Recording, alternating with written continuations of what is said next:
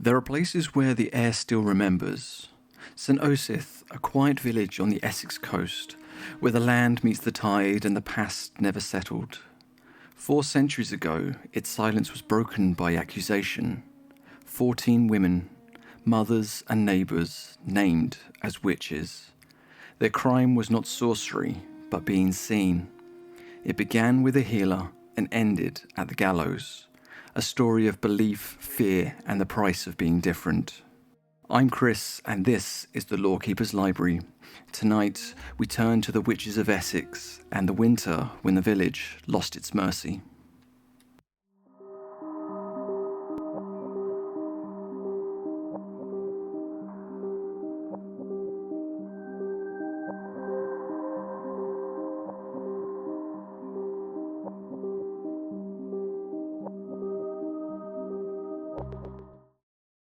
Before we begin tonight's story, if you enjoy wandering these halls of history and folklore, take a moment to like, subscribe and share the library. It may seem a small thing, but your support keeps these stories alive. Every echo, every name and every legend preserved a little longer against the silence of time. And so now, let's open to the next volume, The Witches of Essex. St Osyth lies where the land gives up and becomes the sea. A scattering of cottages, salt-touched fields, and winding lanes between Colchester and the coast. It's the kind of place where the horizon feels close, where you can hear the tide from every window, where every life touches another. In the winter of 1581, the people of this parish lived much as their parents had. They tended small plots of land, kept hens and pigs, and shared labour at harvest. Their world was small, but that smallness was its strength, but also its danger. When a child fell ill, a neighbour came to help. When a quarrel began, it echoed through the whole village. And when fear took hold, there was nowhere to hide from it. The Elizabethan world was changing fast. Old ways of faith were being torn down and rebuilt, and the comfort once offered by the church and ritual had been placed by uncertainty. Witchcraft was not yet a storybook word. It was a presence people believed they could feel in the air, a way to explain the things that frightened them, a failed crop, a sudden death, the cruel logic of misfortune. And a place like St Osyth, belief and fear lived side by side. One day you might bless the woman who healed your child, the next you might blame her when the sickness returned. That winter, the marshes froze, the paths turned to ice, and the light seemed to fade early each day. And somewhere in the cold quiet, the first accusation was spoken, not shouted, not proclaimed, but whispered, as all dangerous things are. And soon that whisper would grow loud enough to be heard all the way to Chelmsford. England in the 1580s was a world between worlds. Old certainties were gone and new ones still unsteady. The country had changed faith twice in a generation. Catholic, then Protestant, Catholic, and then Protestant again, and the people were left to piece together what was remaining. The Bible had become a weapon, and so had fear. When crops failed or fever spread, people searched for someone to blame. It was easier to believe that malice caused misfortune than to face the truth that sometimes life simply broke. And this was the age of the cunning folk, men and women who healed, who read fortunes, who found lost objects and whispered prayers that sounded half like charms. They were both trusted and resented, occupying a space the church could not, between religion and survival. But as faith shifted, so did tolerance. And what was once called a gift began to sound suspiciously like sorcery. And in Essex, where isolation and anxiety grew like weeds, that suspicion spread faster than any fever could. Whispers travelled down lanes, through churchyards and across markets. A quarrel, a sick child, a cow that gave no milk. Each story built upon the last, until the fear began to weave its net. And in the parish of St Osyth, that net would soon tighten around one woman's name. Her name was Ursula Kemp, a mother, a midwife, a healer, and the first to be called a witch. Ursula Kemp lived in a small cottage at the edge of St Osyth, a low house with thatched roof, herbs drying from its beams, and the scent of earth and rosemary in the air. And she was a mother and a midwife, A woman who knew the rhythms of life and death better than most. And when babies struggled to breathe or fevers came without warning, it was Ursula they called for. Her neighbours said she had a gift, that her hands were steady, her voice calm, and her remedies made from herbs of the marsh and garden, sage, mugwort, yarrow, willow bark. But healing was a fragile profession, and when a child recovered, she was a blessing. When one died, she was a curse. She was poor, and when neighbours failed to pay or gratitude soured, she asked for what was owed. And that too became part of her reputation. A woman who remembers debts, a woman who didn't know her place. In late 1581, a neighbour named Grace Thurlow accused her of harm. Grace's child had died after a quarrel, and in the grief she spoke the words that could never be unsaid, that Ursula had bewitched the boy. Soon, others followed. They said that Ursula kept spirits, familiars, creatures she named Tiffin, a white land Titan, a black toad, and 2 cats, Pigeon and Jack. They said she fed them with her blood and sent them out to trouble those who crossed her. And whether those words were truly hers or pressed upon her, we will never know. But the confession survives, recorded by a magistrate and later printed in London in a pamphlet titled A Truth and Just Record. Her words became proof, and proof, in 1582, needed only a pen and authority. And from that Ursula Kemp was arrested, and her name began the spark that would set an entire village alight. When Ursula was taken into custody, the village did not sleep. By morning, new stories were already being told. Magistrate Brian Darcy began his investigation with zeal. He rode from house to house, recording every rumour, every memory, and every fear. And with each visit, the list of names grew longer. Among them was Elizabeth Bennet, one of Ursula's friends, also a mother and a healer in her own right. Her case mirrored Ursula's so closely that imagination and imitation became one and the same. There was Alice Newman, who swore she had seen Ursula's familiar. Ailes Hunt, accused of bringing sickness to a neighbour's child.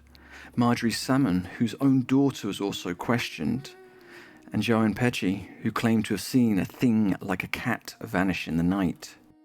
14 names in total, 14 women whose lives were bound by fear, poverty, and proximity.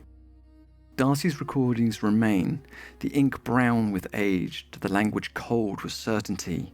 He wrote, not of doubt, but of proof, as though belief itself could be measured in words.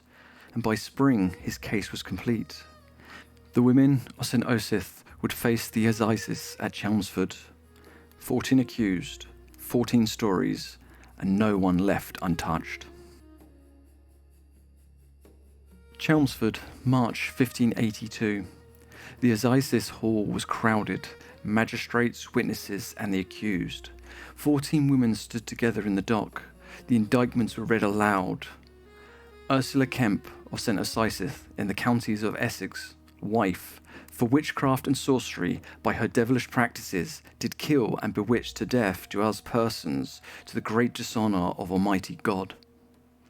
Elizabeth Bennet's charge followed, and then the rest, names carried on the air like a litany. No charms or tokens were found, only stories.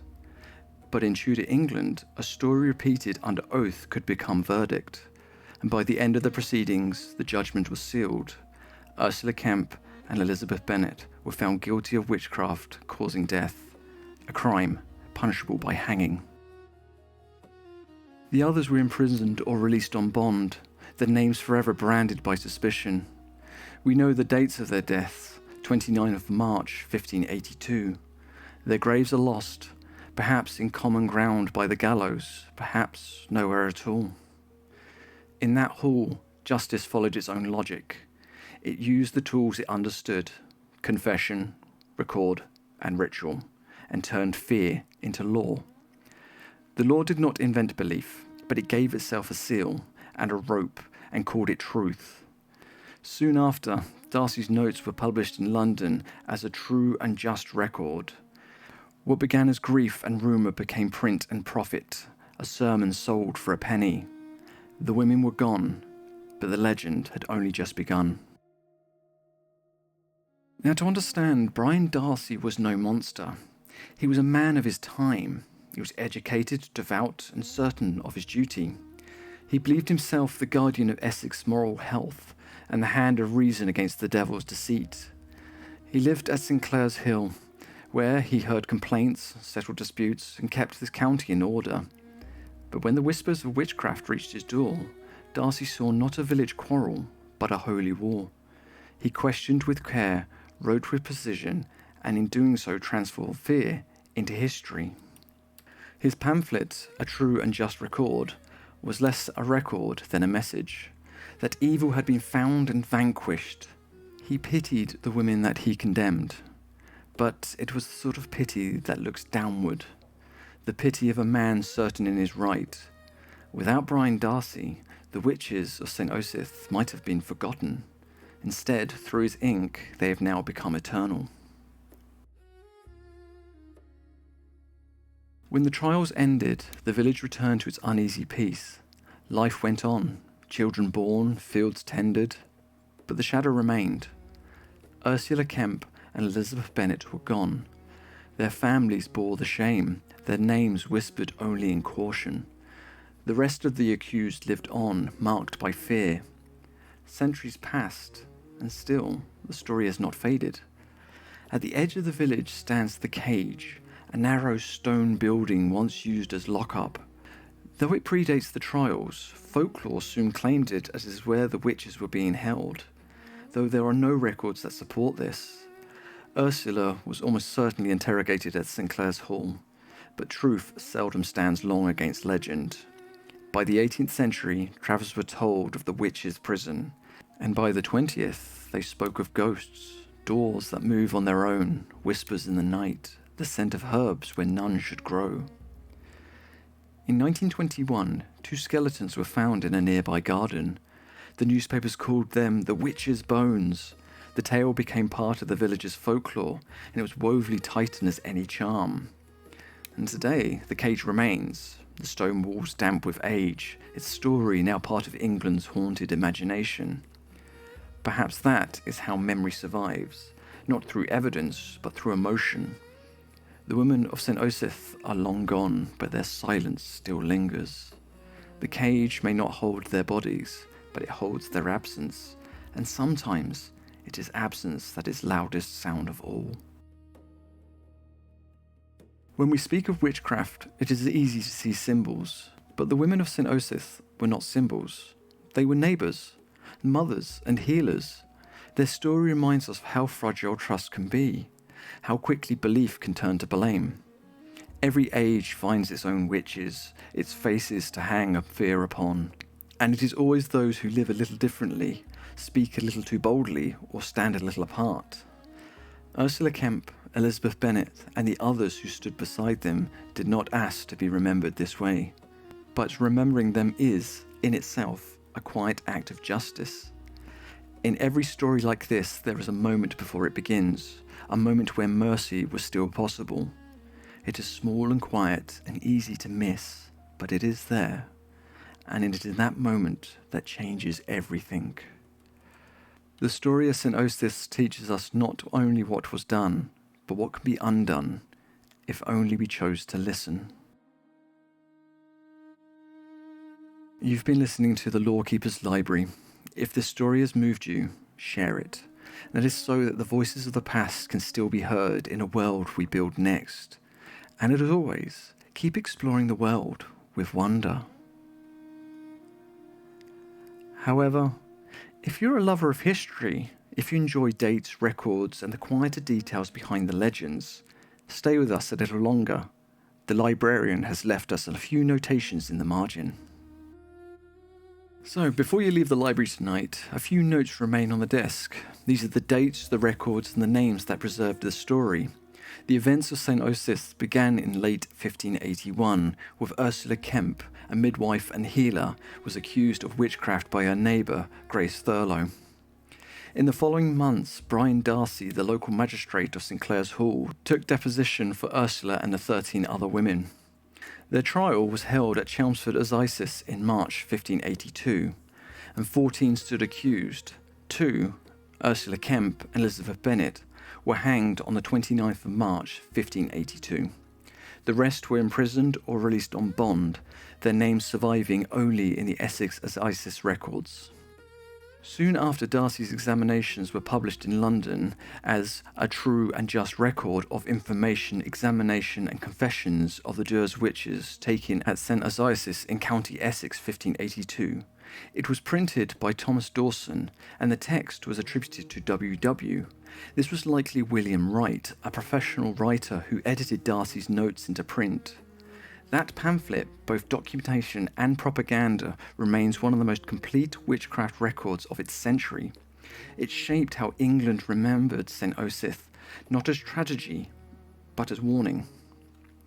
And centuries later, historians would return to those same pages. Marion Gibson's The Witches of St Osyth, Cambridge University Press 2022, explores how law, belief and gender converged in those trials. Jonathan Durrett, in the English Historical Review 2021, examined Brian Darcy himself, a magistrate caught between justice and conviction. Today, the Essex Record Office still holds the original indictments, and the British Library preserves the 1582 pamphlets in its archives. And if you look closely, the words still bear the imprint of the hand that wrote them. It was steady, confident, and with utter certainty. And through that certainty, the women of St Osyth live on, their names pressed into the paper like faint fingerprints of history. And so, until next time, this has been the Librarian's Notes. And again, keep exploring the world with wonder.